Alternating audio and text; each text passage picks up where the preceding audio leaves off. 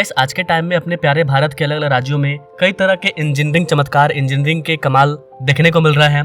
इसी क्रम में बिहार भी अब पीछे नहीं है। बिहार में आपको कई सारे इंजीनियरिंग मार्वल प्रोजेक्ट देखने को मिल जाएंगे। इसी में से एक प्रोजेक्ट है गाइस जो कि बिहार के पटना में बन रहा है, जहां पर ऊपर ट्रेन चलेगी, नीचे मेट्रो चलेगी, जमीन के अंदर मेट्रो और जमीन के ऊपर ट्रेन और चारों साइड बसा है शहर। इस तरह के इंजीनियरिंग मार्बल को कैसे तैयार किया जा रहा है? क्या ये टनल तैयार हो गया? पटना मेट्रो का लाइन 2 जो है वो कब तक ओपन होगा? कितना सुरंग का काम पूरा हो गया? इसके बारे में जानेंगे। इस वाले कॉरिडोर के अंतर्गत कौन कौन से इंजीनियरिंग चमत्कार को तैयार किया जा रहा है, आइए देखते हैं इस छोटे से वीडियो के माध्यम से कि बिहार में किस तरह से मेगा परियोजनाओं पर काम चल रहा है। नमस्कार, welcome to all India Bihar में विकास।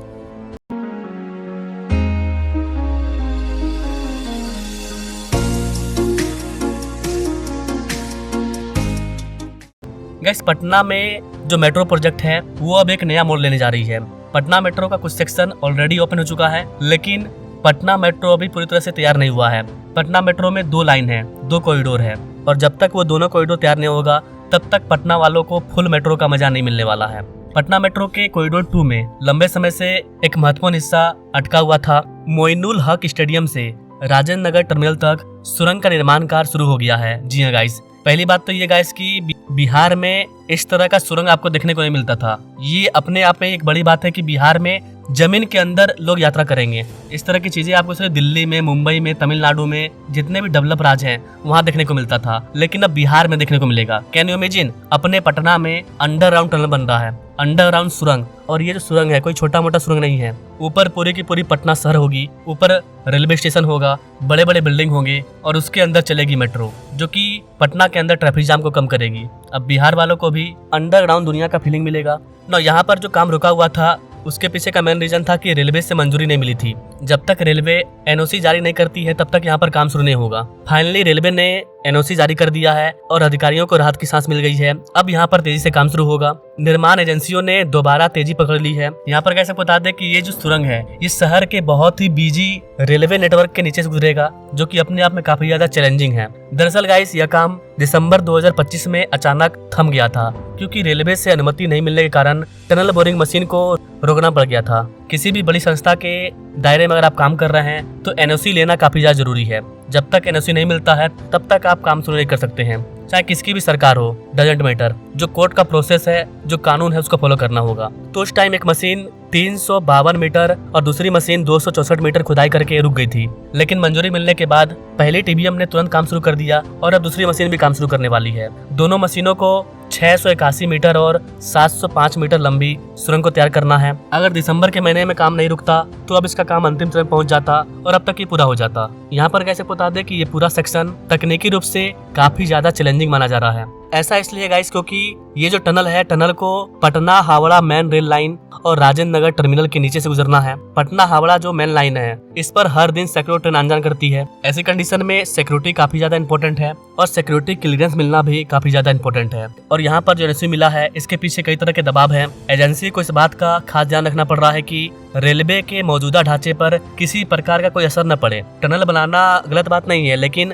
ट्रेन के अंदर हजारों यात्री यात्रा करेंगे और नीचे सुरंग का भी काम चलेगा। ऊपर रेलवे को हम रोक नहीं सकते हैं, वही एक रास्ता है जो कि हजारों लोगों को लाता है ले जाता है। तो ऊपर ट्रेन भी चलेगी और नीचे सुरंग का काम भी चलेगा। ऐसी कंडीशन में जब दोनों जगह काम चलेगा तो किसी तरह की कोई दुर्घटना न घट जाए, हजारों लोगों की जान की बात है। इस वजह से मंजूरी नहीं मिल रहा था। रेलवे अपनी जगह पर सही है और मेट्रो टीम भी अपनी जगह पर सही है। सारा सिक्योरिटी को ध्यान में रखने के बाद फाइनल मंजूरी मिला है और अब यहाँ पर काम शुरू होगा। रेलवे के मौजूदा ढांचे पर किसी प्रकार का कोई असर ना हो, इसके लिए अपने लोग हाई क्लास के एआई और सेंसर का यूज कर रहे हैं। टनल की अलाइनमेंट को लेकर लंबे समय से मंथन चल रहा था। इंजीनियर्स की टीम की बैठक हुई, तब जाकर के रेलवे ने हरी झंडी दिखाया। यहाँ पर गाइस आपको बताना चाहेंगे कि इस रूट का विस्तार सिर्फ राजेंद्र नगर तक सीमित नहीं है। मोइनुल हक स्टेडियम से होते हुए मलाही पकड़ी स्टेशन तक करीब 1800 मीटर लंबा टनल को बनाया जाएगा। यह हिस्सा पटना के घनी आबादी वाले इलाके को मेट्रो नेटवर्क से जुड़ेगा। इससे यातायात का दबाव कम होने की उम्मीद है। खास बात यह है कि राजेंद्र नगर मेट्रो स्टेशन को सीधे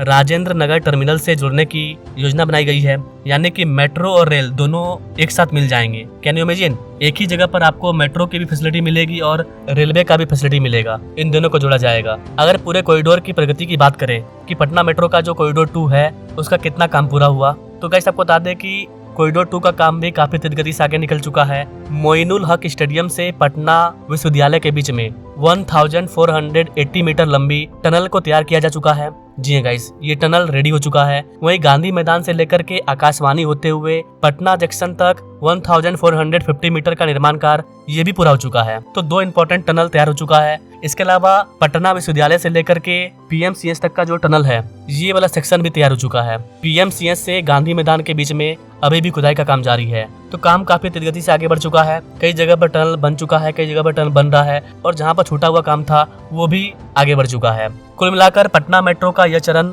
शहर के इंफ्रास्ट्रक्चर में बड़ा बदलाव लाने वाला है।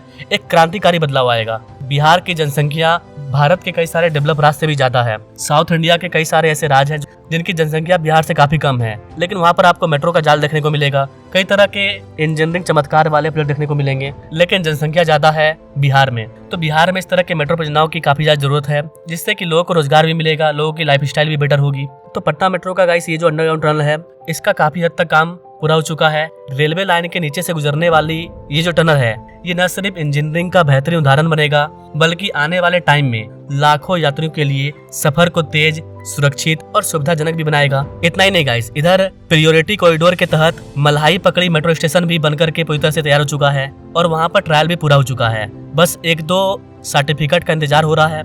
इसके बाद पाटलिपुत्र ISBT से 0 माइल तक भूतनाथ होते हुए खेमनी चौक को बाईपास करते हुए मल्हाई पकड़ी तक मेट्रो पहुंच जाएगी, और लोग आसानी से जाम को और धूल को बाईपास कर पाएंगे।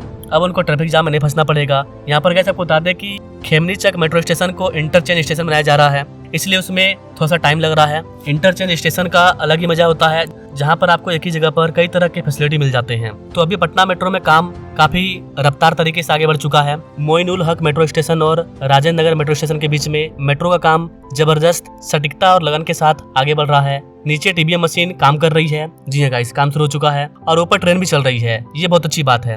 राजेंद्र नगर टर्मिनल के नीचे ये असली इंजीनियरिंग का कमाल है। राजेंद्र नगर टर्मिनल के पास BG रेलवे लाइनों के काफी नीचे शक्तिशाली टनल बोरिंग मशीन लगातार अपना काम कर रही है और आगे बढ़ रही है। यह सिर्फ निर्माण नहीं है गाइस, बल्कि इंजीनियरिंग की बेहतरीन मिसाल है। चालू रेलवे पटरियों के नीचे से मेट्रो का निर्माण करना ये अपने आप में काफी ज्यादा चैलेंजिंग है। फिर भी आधुनिक ग्राउंड सपोर्ट सिस्टम, मिट्टी के दबाव को लगातार संतुलित बनाए रखने और रियल टाइम मॉनिटरिंग की मदद से काम में कोई रुकावट नहीं आ रहा है। पूरी सिक्योरिटी के साथ काम आगे बढ़ रहा है। खुदाई के हर इंच को 24/7 आवर नजर में रखा जा रहा है, ताकि यह पक्का किया जा सके कि रेलवे के कामकाज में कोई रुकावट ना आए, ढांचागत सुरक्षा पूरी तरह से बनी रहे, सुरंगों की अलाइनमेंट एकदम सही हो। तो ये ओवरऑल चीज बता रहा है गाइस कि पटना सिर्फ जमीन के ऊपर ही नहीं, बल्कि जमीन के नीचे भी डेवलप हो रहा है, और यही एक डेवलप सिटी की पहचान है। शहरी परिवहन का एकदम साइलेंट तरीके से, सुरक्षित और स्मार्ट तरीके से जमीन के नीचे तैयार हो रहा है, जो कि आने वाले टाइम में बिहार को एक नया आयाम देगा। और इस तरह की फैसिलिटी आपको और भी जिलों में देखने को मिलेगी, जहाँ पर जनसंख्या काफी ज्यादा है। फॉर एग्जाम्पल भागलपुर है, आपका गया है। पटना के बाद कई और ऐसे जिले हैं 4-5 जहाँ पर ट्रैफिक जाम काफी ज्यादा होता है, वहाँ पर भी मेट्रो बनेगा जल्द ही। तो अगर आप बिहार के बेसिक इंफ्रास्ट्रक्चर के अपडेट के बारे में जानना चाहते हैं, बिहार कैसे एक नया आयाम लिख रहा है, इसके बारे में जानना चाहते हैं, तो आप हमारे चैनल से जुड़ सकते हैं, हमारे बेल आइकन को दबा सकते हैं, ताकि जो भी अपडेट आए उसका नोटिफिकेशन आपको तुरंत मिल जाए। तो ज्वाइन नाउ। बाकी मिलते हैं अपने लोग नेक्स्ट वीडियो में एक और नई जानकारी के साथ। तब तक के लिए जय हिंद।